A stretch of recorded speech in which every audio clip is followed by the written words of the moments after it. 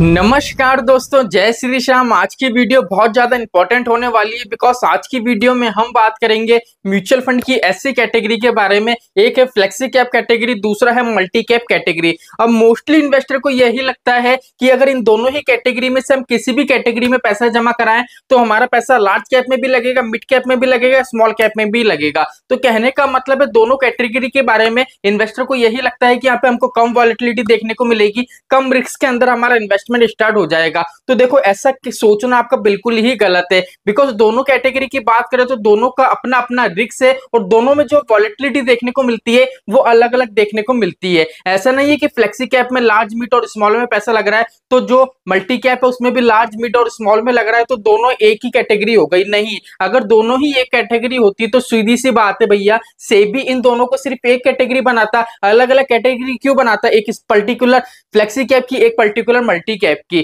तो आज की वीडियो में कंप्लीट आपका जो भी डाउट है वो क्लियर हो जाएगा एंड वीडियो देखने के बाद आपको ये समझ में आ जाएगा कि आपको अगर रिस्क फ्री इन्वेस्टमेंट करना है तो किस कैटेगरी में आपको इन्वेस्टमेंट करना चाहिए। अगर आपको मार्केट की वॉलेटिलिटी से डर नहीं लगता है तो किस पर्टिकुलर कैटेगरी में इन्वेस्टमेंट करके आपका इन्वेस्टमेंट स्टार्ट करना चाहिए। तो चलिए शुरू करते हैं आज की हमारी वीडियो को। चैनल पर नए हो तो चैनल को सब्सक्राइब कर देना और बेल आइकन के बटन को दबा देना। तो चलिए शुरू करते हैं आज की हमारी वीडियो को। तो दोस्तों, सबसे पहले तो बात करते हैं हम, अगर मार्केट के वैल्यूएशन के आधार पे देखें तो कंपनी को मोस्टली क्या है, तीन भागों में डिवाइड करा गया है। अब तीन कंपनी कौन कौन सी हो गई, वो पहली हो गई आपकी लार्ज कैप की, ठीक है, सेकंड हो गई आपकी मिड कैप की, ठीक है, और तीसरी हो गई आपकी स्मॉल कैप की।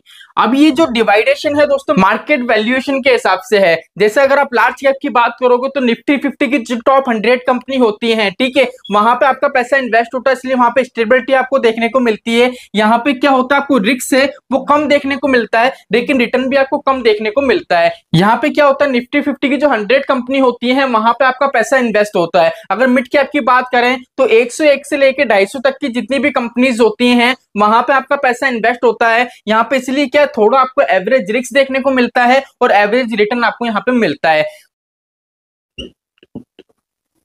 250 से ऊपर की जितनी भी कंपनीज होती हैं वो हमारी स्मॉल कैप के अंदर आती हैं और स्मॉल कैप कैटेगरी में आपको काफी ज्यादा वॉलेटिलिटी देखने को मिलती है, यहाँ पे काफी ज्यादा रिस्क देखने को मिलता है लेकिन रिटर्न भी आपको उसी हिसाब से यहाँ पे मिलता है। सबसे पहले बात आती है कि सर हमारी जो आपने फ्लेक्सी कैप कैटेगरी बताई है, जो ये दो कैटेगरी बताई है, इनमें क्या डिफरेंस है। तो देखो, सबसे मोस्टली इनका जो डिफरेंस है ना वो है इन्वेस्टमेंट का तरीका। अब क्या होता है, अगर फ्लेक्सी कैप कैटेगरी की बात करें तो इसको क्या है दोस्तों, नवंबर 2020 के अंदर क्या है, इस जो पर्टिकुलर ये कैटेगरी है इसको लागू कराया गया था।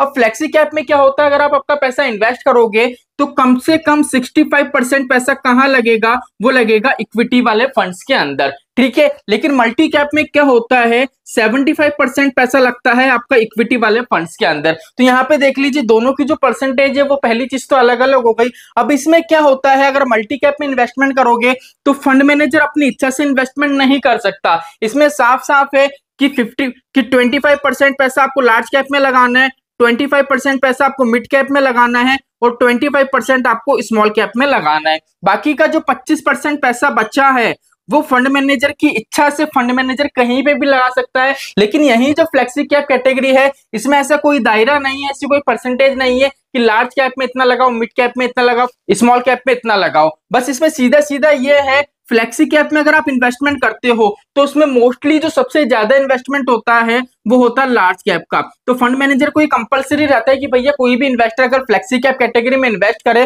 तो उनका सबसे ज्यादा पैसा है आपको वो लार्ज कैप में लगाना पड़ेगा। इसलिए यहाँ पे ये चीज देखो, अगर हम बात करें लार्ज कैप की तो यहाँ पे निफ्टी 50 की टॉप 100 कंपनी है, वहां पे आपका ज्यादा पैसा लग रहा है। इसलिए यहाँ पे क्या है, आपको एक स्टेबिलिटी देखने को मिलती है। मार्केट में कितनी भी उथल पुथल हो, कितना भी गिरावट आए तो यहाँ पे क्या है, आपको स्टेबिलिटी देखने को मिलती है और एक एवरेज रिटर्न यहाँ पे आपको मिलता है। अगर बात करें मल्टी कैप की तो मल्टी कैप में क्या है, फ्लेक्सी कैप से अगर कंपेयर करें तो यहाँ पे आपको थोड़ी वॉलेटिलिटी ज्यादा देखने को मिलती है और थोड़ा रिस्क ज्यादा देखने को मिलता है बिकॉज यहाँ पे जो पैसा इन्वेस्ट होता है आपका वो 25% ज्यादा मात्रा में कहाँ पे इन्वेस्ट होता है, स्मॉल कैप के अंदर। बिकॉज देख लीजिए 25% लार्ज में है, 25% मिड में है और 25% स्मॉल में है। अगर क्या होता 25% स्मॉल में है ठीक है, लेकिन ज्यादा पार्ट अगर लार्ज कैप का होता तो यहाँ पे ये कहते हैं कि कम वॉलेटिलिटी के साथ आप यहाँ पे इजीली इन्वेस्टमेंट कर सकते हो। तो दोनों में जो मेजर डिफरेंस थे वो मैंने आपको बता दिए। अब बात आती है कि सर अगर हम यहाँ पे इन्वेस्टमेंट करते हैं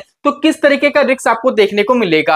अब देखो, अगर आप फ्लेक्सी कैप कैटेगरी में इन्वेस्टमेंट करते हो, फ्लेक्सी कैप कैटेगरी के बहुत से फंड है, मैंने कंप्लीट फंड का रिव्यू भी करा हुआ है, आपको लिंक डिस्क्रिप्शन में दे दूंगा। मैंने कंप्लीट प्लेलिस्ट क्रिएट कर रखी है, वो प्लेलिस्ट पे भी जाके आप वीडियो वॉच कर सकते हो। अगर फ्लेक्सी कैप की बात करें तो जैसे कि मैंने आपको बताया, अगर यहाँ पे आप आपका इन्वेस्टमेंट स्टार्ट करते हो तो सीधी सी बात है, अगर आपकी रिस्क लेने की कैपेबिलिटी कम है, अगर आप एवरेज रिटर्न लेना चाहते हो और मार्केट में कम वॉलेटिलिटी देखना चाहते हो तो सिंपली आप फ्लेक्सी कैप में इन्वेस्टमेंट कर सकते हो। लेकिन यही दूसरे इन्वेस्टर होते हैं जिनका ये है कि सर हमको स्मॉल कैप में इन्वेस्टमेंट नहीं करना है, हम इतना रिस्क नहीं ले सकते, हम मिड कैप में इन्वेस्टमेंट नहीं कर सकते, हम एवरेज रिस्क भी नहीं ले सकते, हम थोड़ा बहुत रिस्क ले सकते हैं। तो उनके लिए कैटेगरी निकल के आती है मल्टी कैप कैटेगरी, क्योंकि मल्टी कैप कैटेगरी है, इसमें कम वॉलेटिलिटी आपको देखने को मिलती है, फ्लेक्सी कैप से ज्यादा वॉलेटिलिटी देखने को मिलती है, लेकिन इतनी वॉलेटिलिटी देखने को भी नहीं मिलती जितना कि मिड कैप में और स्मॉल कैप में देखने को मिलती है। तो इसलिए अगर आपकी रिस्क लेने की कैपेबिलिटी थोड़ी बहुत है तो इजीली मल्टी कैप कैटेगरी में जा सकते हो और अपना इन्वेस्टमेंट स्टार्ट कर सकते हो। तो आज की वीडियो में कंप्लीट मैंने आपको बता दिया है कि दोनों कैटेगरी है, इन दोनों में मेजर क्या क्या डिफरेंस है।